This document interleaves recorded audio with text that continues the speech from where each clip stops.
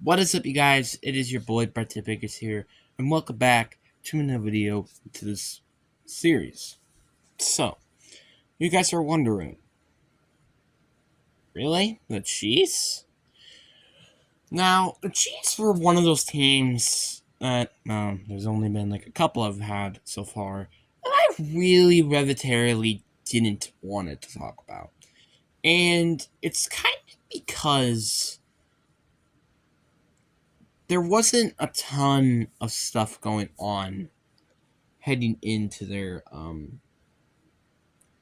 season that they didn't do. So I just think it's interesting, but it's not because this team sucks like the Cardinals, which that's not true at all. They're probably even the complete 180, but I don't think this team. So this team has a good chance, in my opinion, to definitely win the Super Bowl again.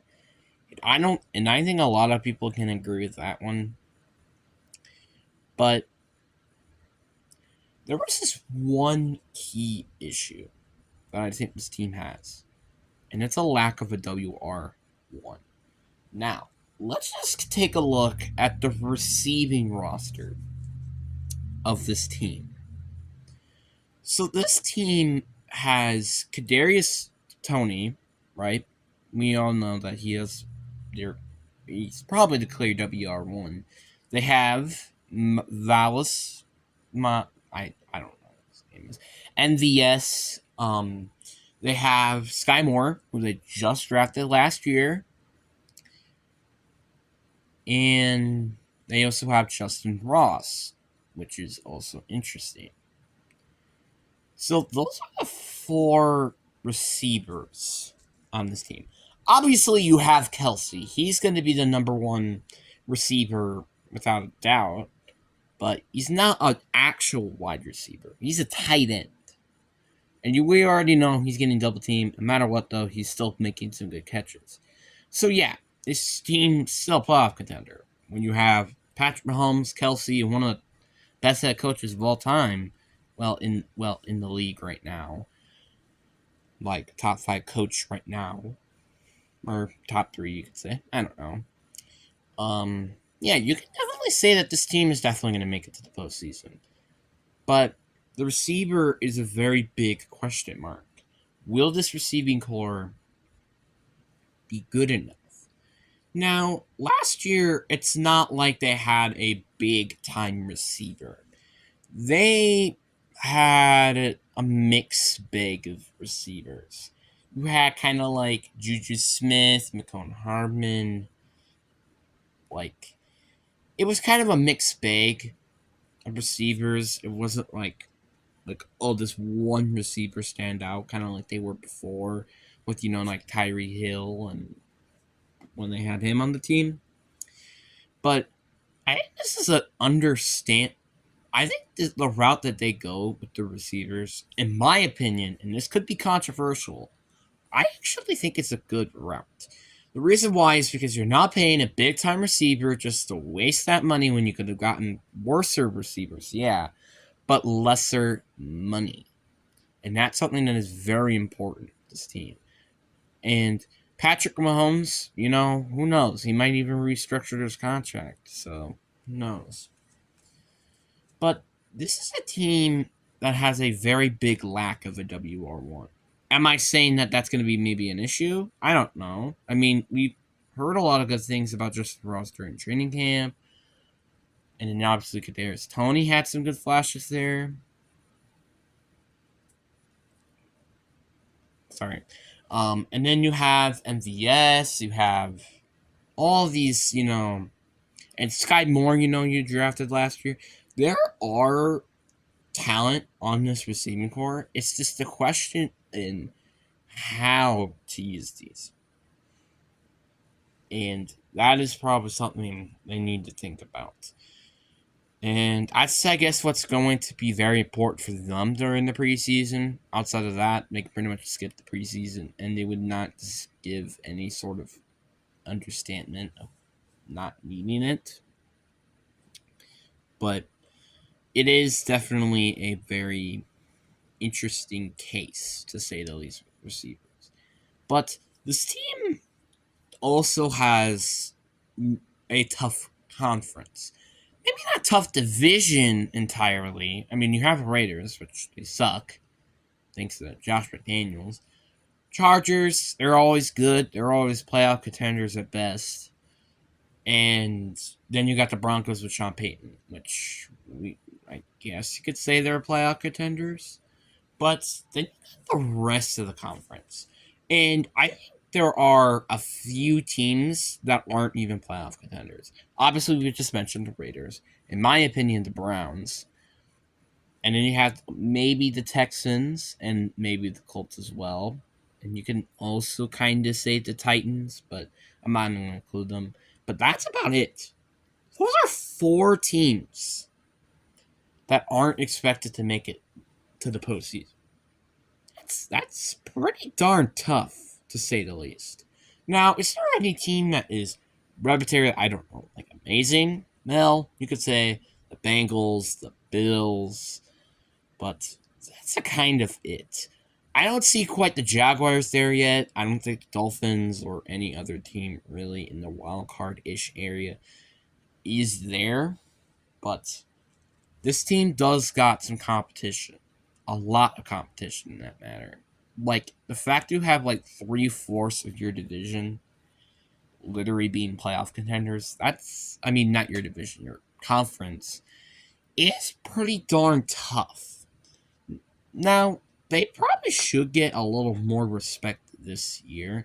Well, one, because they won a Super Bowl, but also it is because this isn't like what we thought last year. Now, last year, we were all thinking, oh, this was going to be the toughest division in football.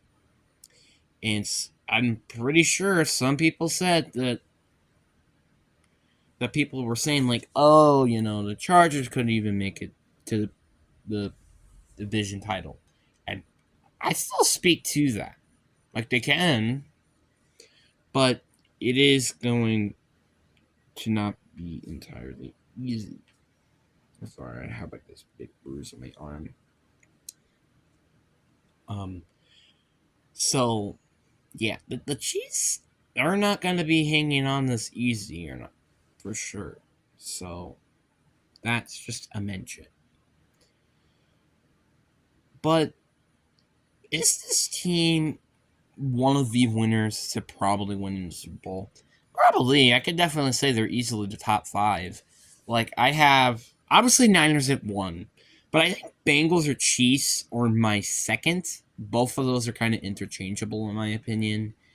And then you have the Eagles, and I don't really know what my 5th team would be. So I don't know, really. I mean, again, it's kind of tough to say, but those are my 4. Those are my 4 teams of what I would expect to at least make it to a Super Bowl, if you know what I mean. So you could still say, like, the Chiefs team can easily still win a back-to-back Super Bowls, but I don't think that's going to happen unless somehow one of these receivers can pan out, which that is a kind of a question mark and a big one. And also, if I know this is not canon, but like, look at my arm. This is what practice does to you sometimes. You see this right here? All this, all of that right there? Yeah, that's a bruise. It's one big freaking bruise. I'm sorry. I know that's not canon, but like, I kind of had to show you guys. Because that's kind of bugging me, not gonna lie. But the Chiefs have arguably a very good roster. One of the best head coaches right now in the league. You have a defense which is a little interesting to say the least. I don't think it's like good or great, but it's good enough for, again, to win a Super Bowl. But one thing I also wanted to mention before we end the video is how good the 2022 class was for the Chiefs. Now, George Karlaftis was a bit more gooder until the end portion of the season, I kind of knew he was going to have a sluggish rookie year, at least. I kind of thought he was going to be a bust. And Trent McDuffie, who is good, I guess, as well. And then you have Jalen Watson, who I think was like a 7th-round pick, got like a pick 6. So, I mean, hey, that's pretty good. You got Isaiah Pacheco, who, well, is their starting running back at the moment. So, they kind of. And then you have Sky Moore, which, he could pan out. Who knows? So, you got this draft class, which I'm not saying in the future, we're not, well, like the future, this is going to be what they might need to consider building on for the rest of the years. But that's just my opinion. What they could decide to build on with this team. But these, I think, was one of the reasons of why they made it to a Super Bowl last year. Well, was it because of some of the players? No. Jalen Watson, yeah, sure, helped them to win a game, but that's kind of it. Isaiah Pacheco was a nice running back when he was on the field. When I meant by, like, not sitting as a backup. And it was a very useful for them, for Isaiah Pacheco, Trent McDuffie, who's probably going to be one of their building blocks at corner, if not CB Warner in the future, potentially. So, you got this draft, and it's a very good one. Is it probably the best of the 2022? Probably not. I would honestly give it to the Jets or the Seahawks. It's kind of in between. I don't blame you if you say, oh, the Jets had the best draft class. Or, oh, wait, no, the Seahawks had the best draft class. If I don't care what draft class you pick, one of those two would have been totally fine by me. But, in my opinion, I kind of have to say Seattle. It's not biased, but the Jets had, like, what? They had 1, 2, 3, 4 good players. And one of them we didn't really know that much yet. I mean, you could say it because of talent, which, hey, I don't blame you for that, but the Seahawks got the more team build around, Charles Cross, he has potential, but it was decent last year. Abraham Lucas, nice right tackle for Geno Smith. Kenneth Walker, one of the better probably the best running back out of this class for now. Tariq Woolen, honestly, competes at second. I think he's the second best corner in this class. And then you got Cody Bryant, Bafeoe. They got potential. So so those are 6 players I just named. That's a lot for this draft. That's a lot for one draft. If Bafeoe is a bust, who cares? You still have 5 other players right here. So you can't really blame them. And obviously with the recent draft here, if that's a draft like it was last year, this league might need to be looking out for the Seahawks, which, again, I made another video about that. Make sure you go watch that one, which is called, I think, this is a underdog Super Bowl team. And again, it's also in my playlist, which I'm pretty sure should be in the top in my playlist section. So make sure you go look at that.